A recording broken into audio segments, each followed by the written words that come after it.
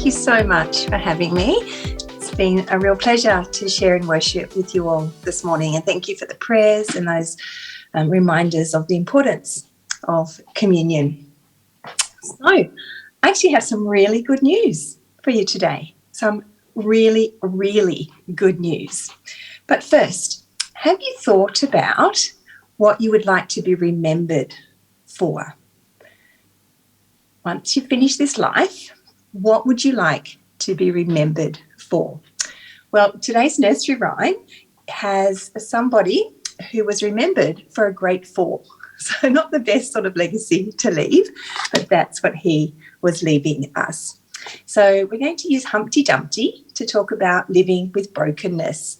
And why am I talking to you about that? Well, there's a couple of reasons. One is I've known brokenness in my own life. I had a miscarriage due to the unkindness of another person.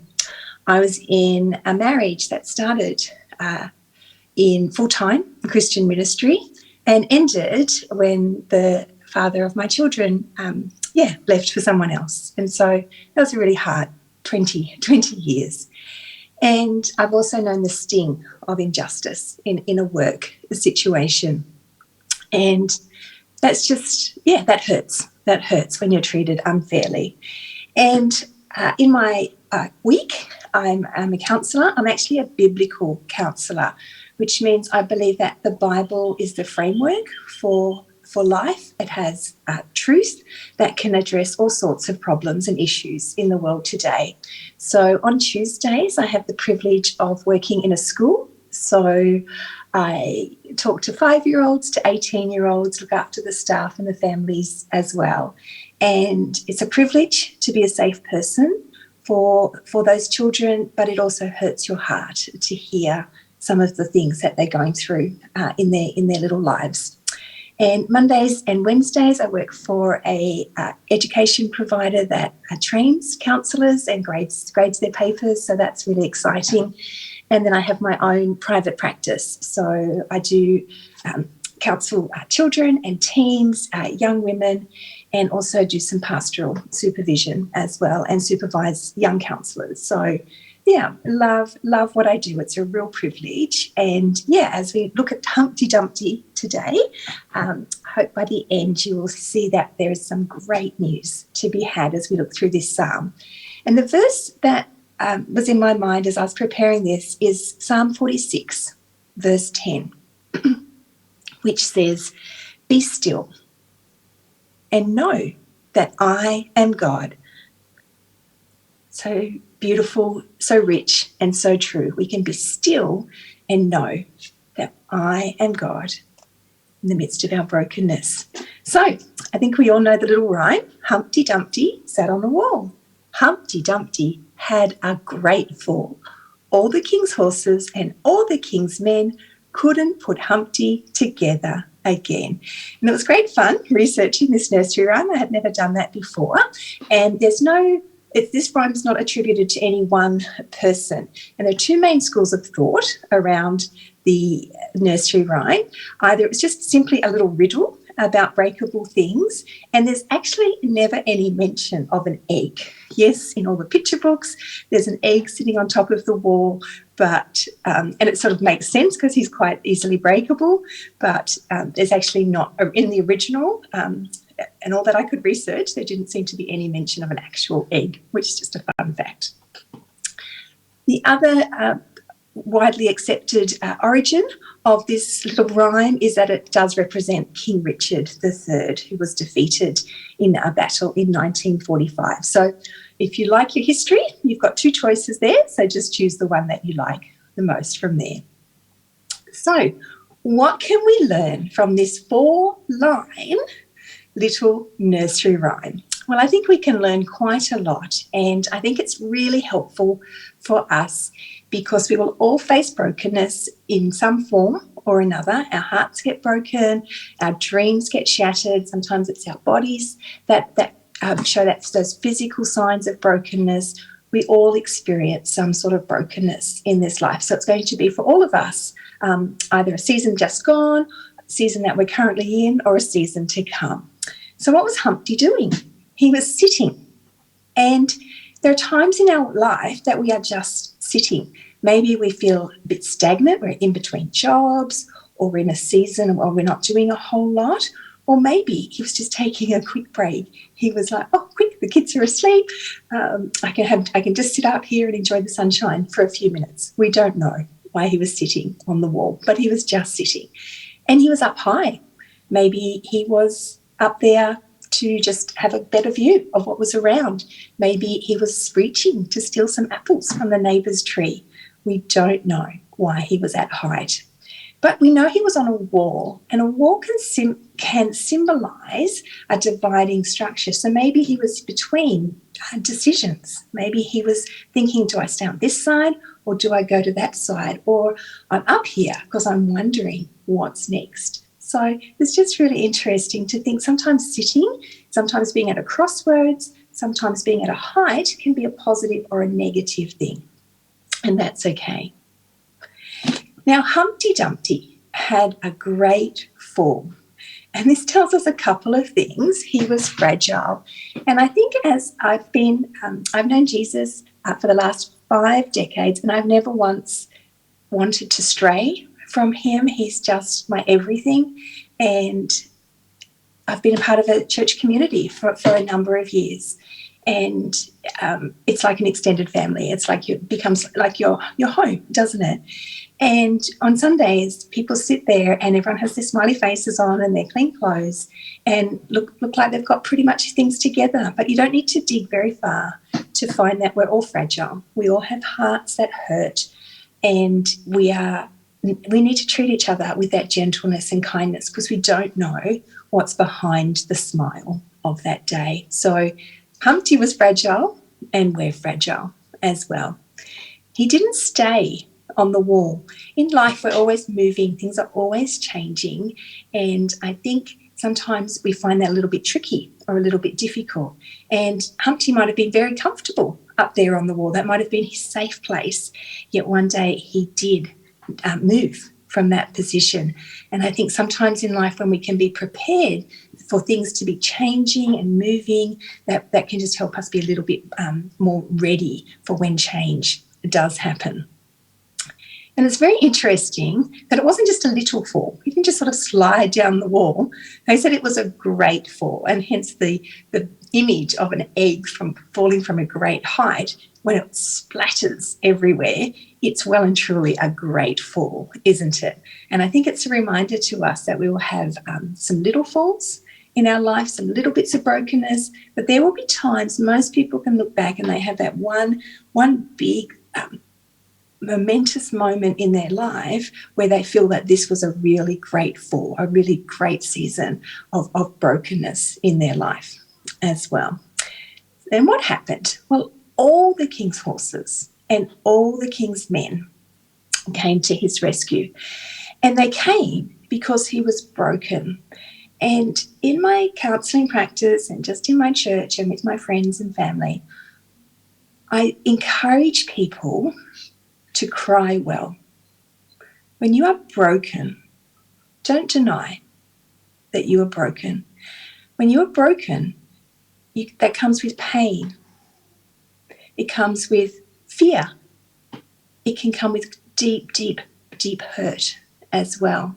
And if you don't cry well, it will implode or explode down the track.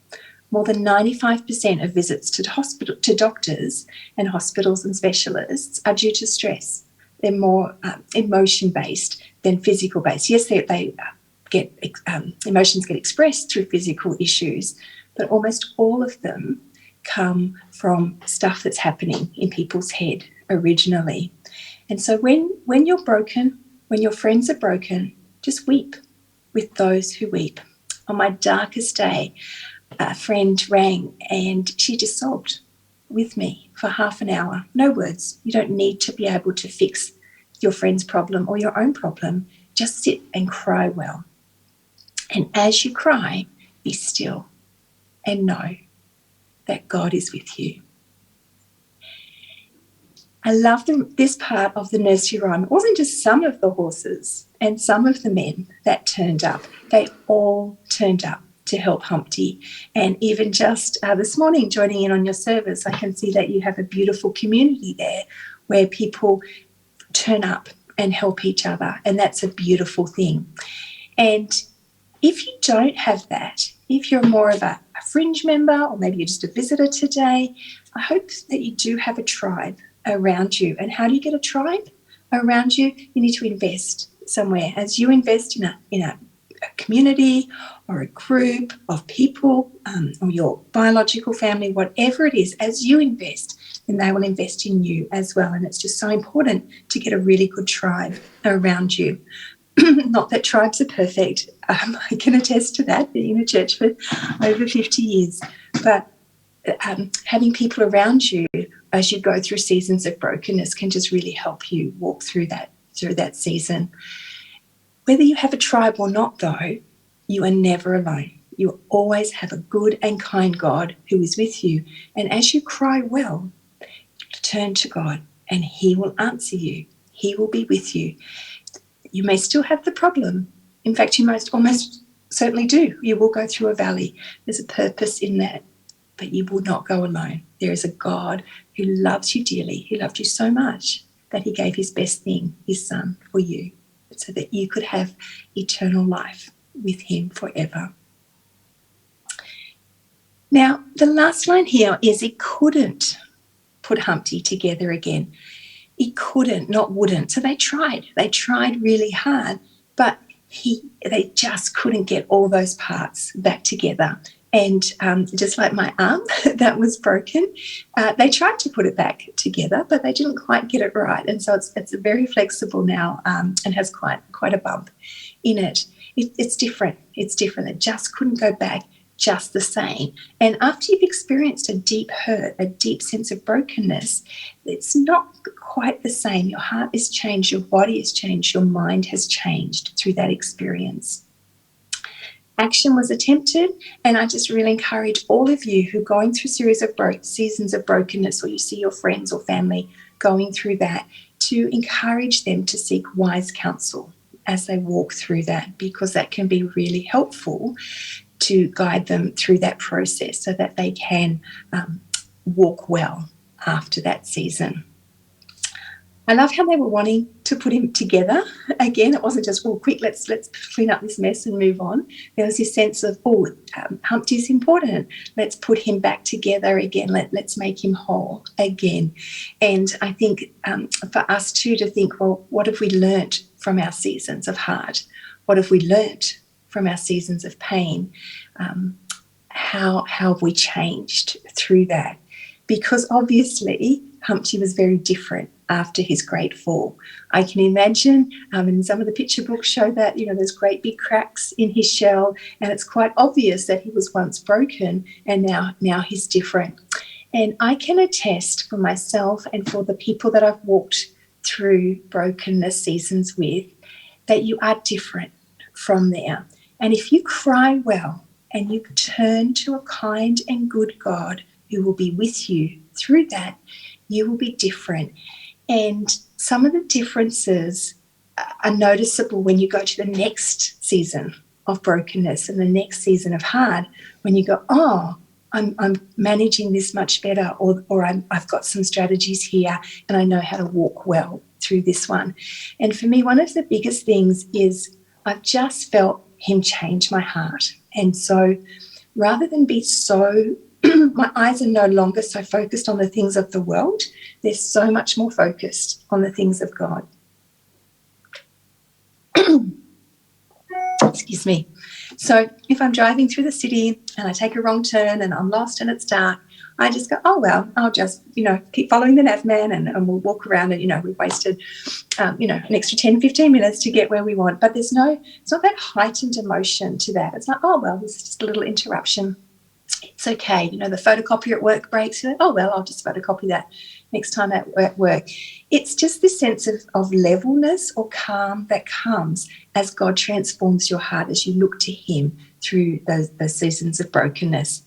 And I think more than anything else, in my deepest, darkest valley, I turned to the hope that is to come. And that's the greatest news.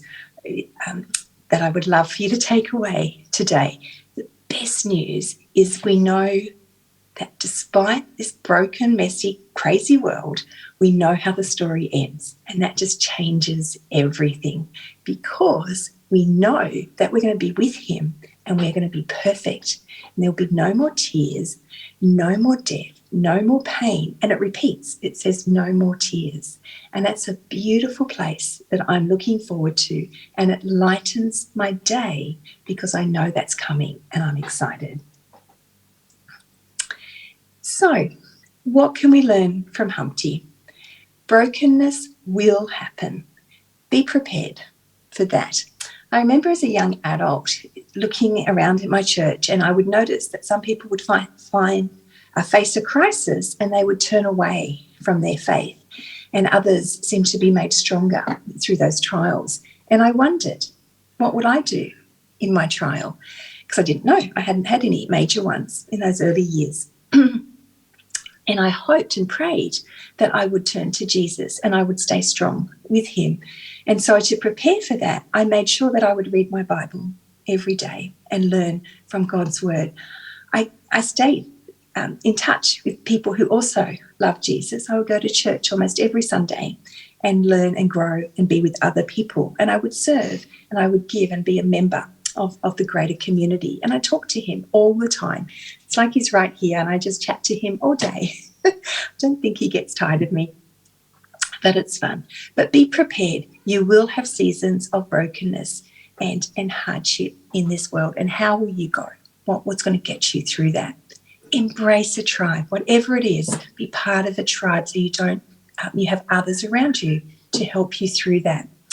And learn from it.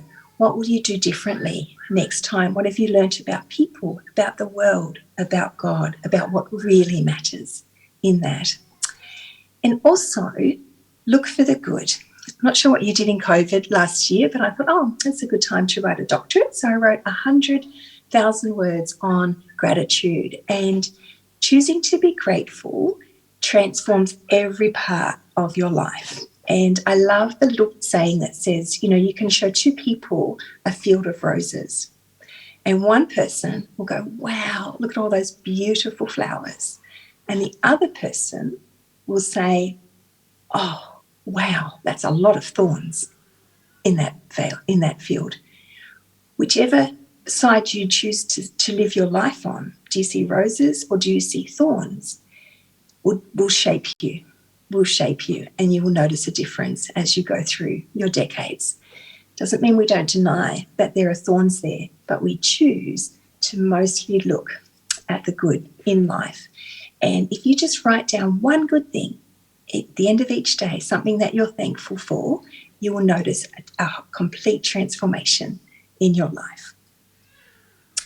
So as we take a few minutes now just to have some personal reflection, you might want to ask yourself one of these questions. How could you prepare well for the falls that will come? What's going to help you be still and know that he is God? Which tribe will be your support in a season of hardship? And what are some key things you can learn about God and yourself and others from your last season of brokenness? And what can you be thankful for in this new day? Today. My prayer as I've been preparing this is that you will look beyond the pain of today, that you will look to the good that is to come, the great, great news that one day we will get to see our precious Jesus face to face. And I so often imagine that first moment, that first hug, and I know everything will be okay because of that. And from that moment on, to live in perfect joy and perfect love and perfect peace is such a great thing that I hope from today you will go home with that picture in your head of all the joy that is to come, because we know how the story ends. So let's take a few moments now to reflect on these questions, and then David will come up and finish the service for us today.